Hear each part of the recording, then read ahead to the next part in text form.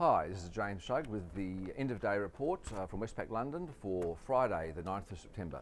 Well, it was a hugely risk-off day today.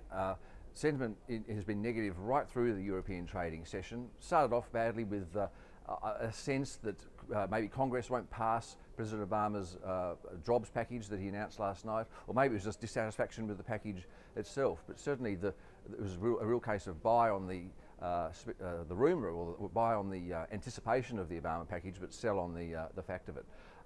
We had the news that the Porsche-Volkswagen merger may not go ahead later this year because of bickering about the value of Porsche, which has meant that Porsche share prices fell very sharply, down 14%, adding to the negative tone. But then the really big stories started to hit, and they were mainly related to Greece and the Greek sovereign debt issue.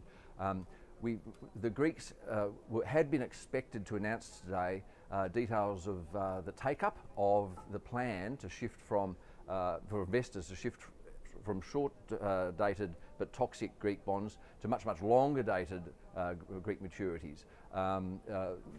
Those details haven't been released, and we've been given no guide as to when that might happen. That's added to the uncertainty about just how this this ongoing attempt to prevent the debt restructure or default by Greece is going to be. We also had the news that the German government is putting together plans to shore up the German banking system in case of a near-term default by Greece, which of course added to the market sentiment that Greece is about to default.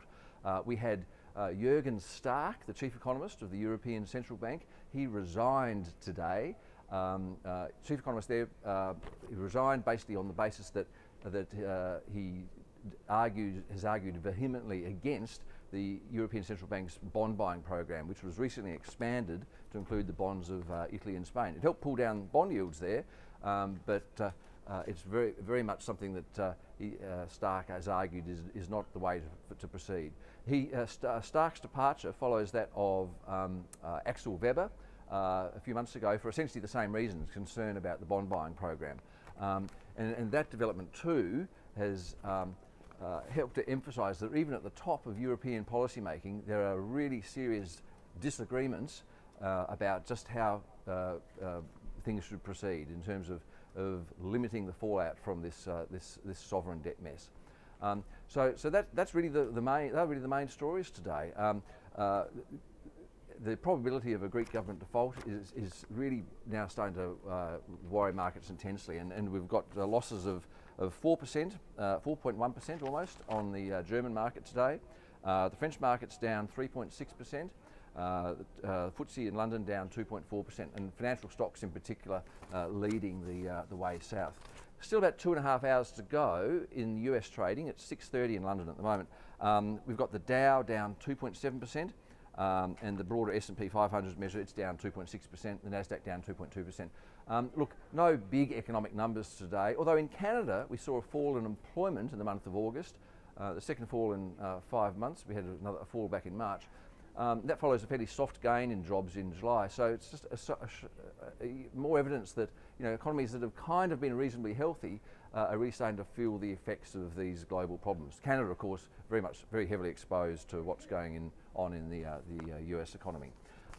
In commodity markets today, it's no surprise that with risk appetite diminishing sharply, we've seen commodities like oil and copper marked down.